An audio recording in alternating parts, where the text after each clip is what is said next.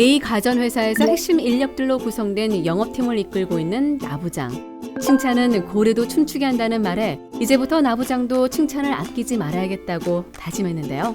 그런데 막상 칭찬을 하려니 무슨 말을 어떻게 해야 할지 막막하기만 합니다. 그래서 나부장은 직원들이 조금이라도 칭찬할 만한 행동을 보이면 보고서가 정말 훌륭하네, 자네는 재능이 참 뛰어나군 이라며 자주 칭찬해줬죠. 그렇게 한 지 몇 달이 지났는데 나부장은 고민에 빠졌습니다. 아무리 칭찬해도 부하 직원들에게 전혀 변화가 느껴지지 않았던 건데요. 혹시 나부장의 칭찬에 무슨 문제가 있는 걸까요? 코넬대 심리학과 앨리스 아이슨 박사는 칭찬의 효과에 대해 깊이 연구했는데요.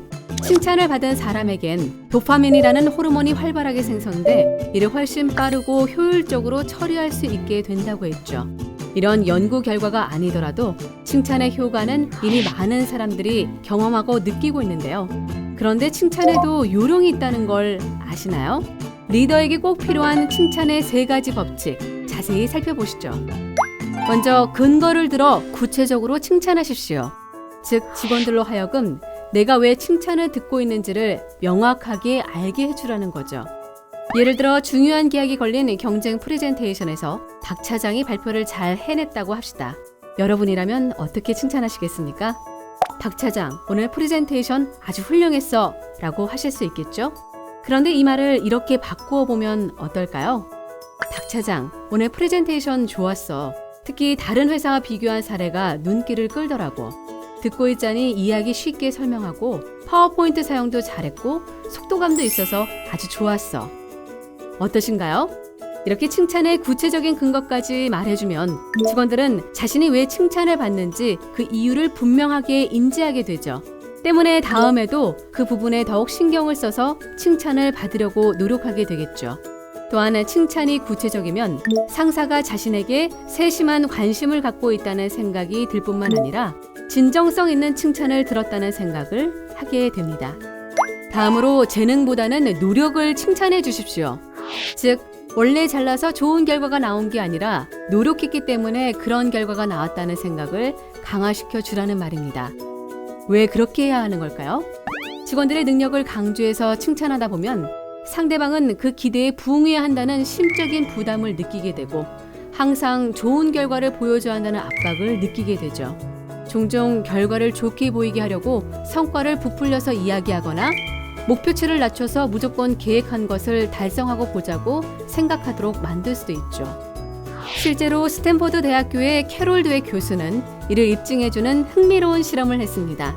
한 그룹의 학생들에게는 타고난 머리가 좋다며 지능을 칭찬해 주었고 또 다른 그룹에는 노력에 대한 칭찬을 해줬죠.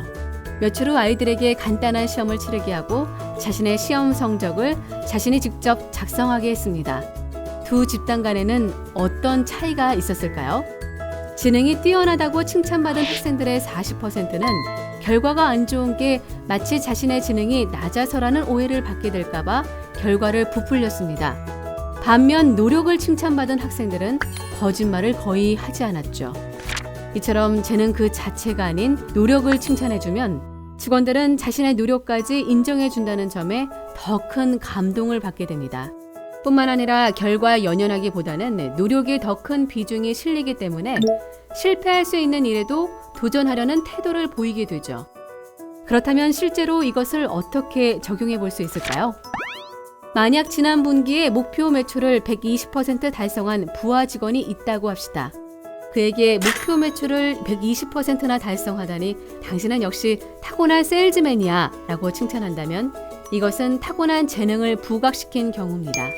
그런데 이것을 이렇게 바꿔보면 어떨까요? 이번 분기에 매 3번 이상 고객을 만났다고 했지?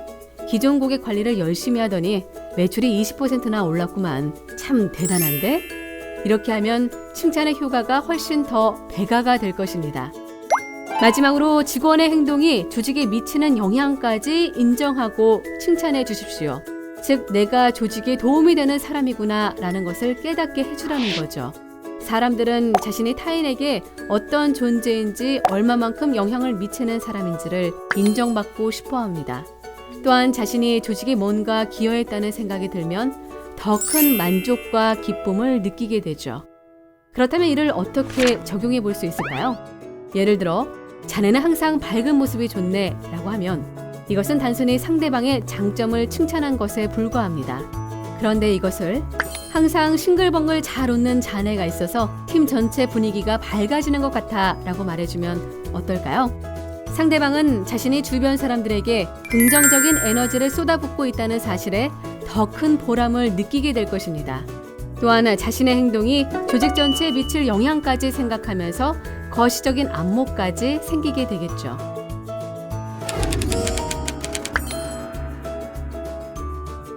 이제 나부장의 고민을 해결해줄 솔루션을 정리해 보겠습니다. 나부장은 칭찬의 중요성을 알고 있었지만 정작 칭찬을 어떻게 해야 할지 잘 모르고 있었죠.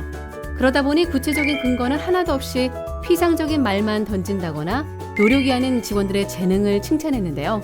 자연히 나 사장의 칭찬은 직원들에게 아무런 변화를 이끌어내지 못할 수밖에 없었겠죠.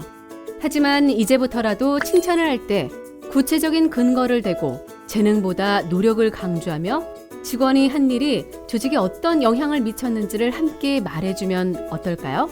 직원들의 눈빛과 행동이 확실히 달라지는 것을 느끼실 수 있을 겁니다.